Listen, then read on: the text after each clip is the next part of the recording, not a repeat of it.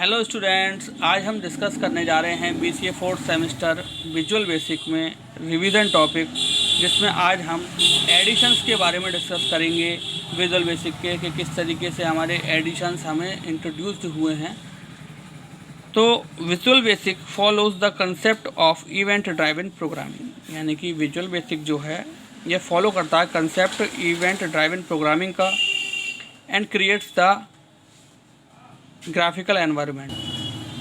ये पहले भी हम डिस्कस कर चुके हैं कि विजुअल बेसिक जो है वह हमें GUI यानी कि graphical user interface type environment provide करता है for user to develop an efficient and more productive for the market. यही बात बताया गया है कि यह जो GUI टाइप एनवायरनमेंट होता है यह यूज़र को एफिशिएंट और प्रोडक्टिव एप्लीकेशंस को डेवलप करने के लिए फ्रेंडली बिहेवियर प्रोवाइड करता है। तो there are 3 visual basic editions. अगर हम एडिशंस की बात करें विजुअल बेसिक की, तो 3 विजुअल बेसिक एडिशंस अवेलेबल हैं। तो फर्स्ट जो एडिशन की अगर हम बात करें तो वह हमारा लर्निंग एडिशन। तो लर्निंग एडिशन में क्या होता है, learning edition we can use predefined control such as picture box, tool box, combo box, image control and data control and cannot create new control according to the user requirement। Learning edition की बात करें तो हमें यहाँ पर पहले से ही pre define controls जो हैं वह प्रोवाइड होते हैं। इसके अलावा हम यहाँ पर अपने नीड के अकॉर्डिंग कोई भी न्यू कंट्रोल ऐड नहीं कर सकते। यानी कि टूल बॉक्स में जैसे कि हमारा पिक्चर बॉक्स अवेलेबल होता है, कॉम्बो बॉक्स अवेलेबल होता है, लिस्ट बॉक्स अवेलेबल होता है, तो हम केवल उन्हीं को यूज़ कर सकते हैं। अब जैसे कि हमने यहाँ पर अभी हमने प्रीवियस टॉपिक पढ़े थे रिवीजन से पहले, तो उसमें आपने देखा होगा कि हम जब नए कंट्रोल्स को ऐड करते हैं तो कंपोनेंट पर जाकर हमारा कंपोनेंट डायलॉग बॉक्स ओपन हो जाता है, उसके बाद हम न्यू कंट्रोल्स को ऐड कर सकते हैं। बट इन लर्निंग एडिशन यह फैसिलिटी अवेलेबल नहीं होती। तो लर्निंग एडिशन में केवल हम जो यूज़ करते हैं वह हम केवल प्री डिफाइंड कंट्रोल्स को ही यूज़ करते हैं। प्रोफेशनल एडिशन की अगर हम बात करें तो प्रोफेशनल एडिशन में जो सेकंड एडिशन है हमारा professional edition, in professional edition we can create a new control but can not use predefined control. यानी कि यहाँ पर जो कह सकते हैं हम सिंपल वर्ड्स में, तो यूज़र अपनी रिक्वायरमेंट के अकॉर्डिंग यहाँ पर कंट्रोल्स को क्रिएट करता है। यहाँ पर हमारे प्री डिफाइंड जो कंट्रोल्स होते हैं वह अवेलेबल नहीं होते। यहाँ पर हमारे जो प्री डिफाइंड कंट्रोल्स होते हैं वह अवेलेबल नहीं होते। तो यहाँ पर यूज़र क्या है, केवल न्यू कंट्रोल्स को ही क्रिएट करके वर्क करता है। नेक्स्ट आता है हमारा लास्ट है, next and last enterprise edition की बात करें तो we can use the predefined control as well as create the new control.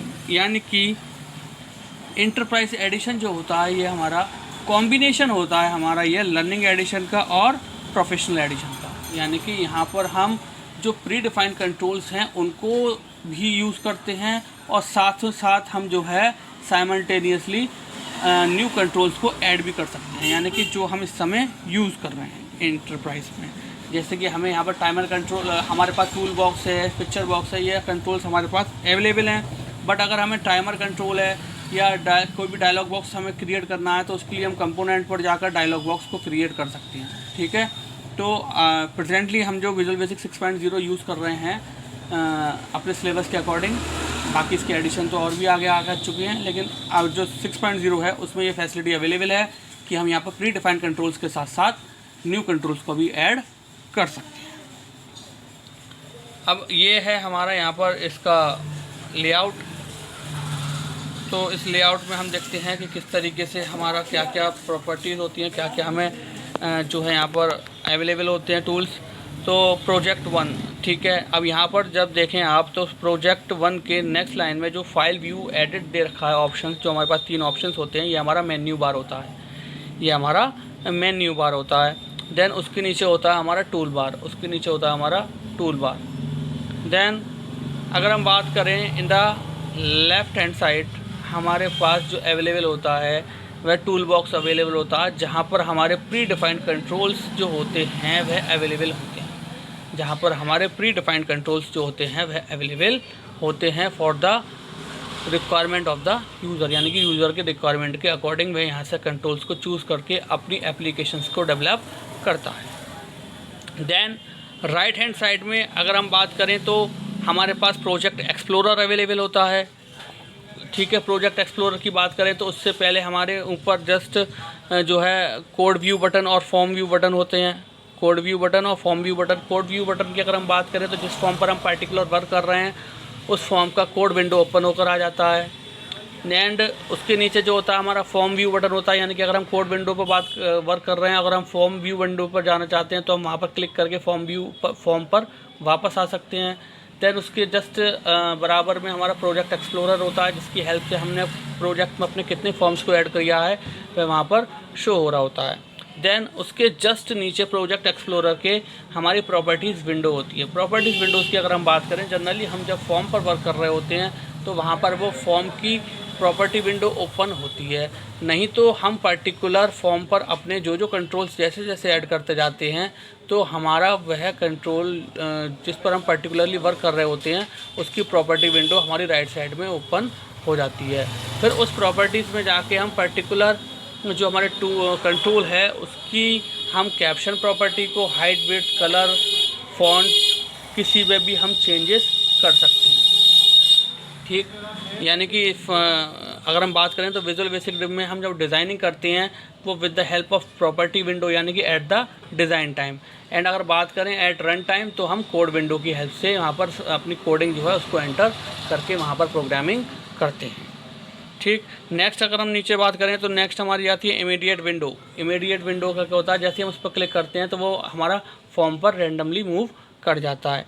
Then next होता है हमारा form layout window. Form layout का क्या मतलब है कि हमारा फॉर्म जो है वह किस पोजीशन में लाई कर रहा है। ठीक, अब अगर हम बात करें तो यहाँ पर टूल बॉक्स जो होता है हमारा टूल बॉक्स, यहाँ पर कंट्रोल्स अवेलेबल होते हैं हमारे, वह कंटेन करता है डिफरेंट कंट्रोल्स को। ये हमें पता है, हम पढ़ भी चुके हैं और हम काफ़ी कंट्रोल्स पर वर्क भी कर चुके हैं। तो हमें ये पता है कि टूल बॉक्स जो है is the combinations of different types of controls according to their working. So picture box is use to display. First है बात कर रहे हैं पिक्चर बॉक्स की। तो हम जब भी पिक्चर मान लीजिए हमें अपने फॉर्म में ऐड करना है तो हम पिक्चर बॉक्स के ऑप्शन पर जाते हैं। देन पिक्चर बॉक्स के ऑप्शन पर जाकर वहाँ ब्राउज़ का ऑप्शन आ रहा होता है। उस ब्राउज़ के ऑप्शन पर जाकर जब हम क्लिक करते हैं तो हमारी जो ड्राइव्स होती हैं जहाँ पर हमारी पिक्चर्स अवेलेबल होती हैं वह ड्राइव्स हमारे सामने ओपन हो जाती हैं, जहाँ पर हमारी इमेज फाइल्स होती हैं। देन उन इमेज फाइल्स में हमें पर्टिकुलर जो इमेज सेलेक्ट करनी है उस पर जाकर हम सेलेक्ट करते हैं उस इमेज को। देन नीचे इंसर्ट का ऑप्शन आ रहा होता है, उस पर जाकर हम इंसर्ट का बटन पर क्लिक कर देते हैं। तो वह जो हमारे पास कह सकते हैं इमेज जो है वह हमारे फॉर्म में ऐड हो जाती है।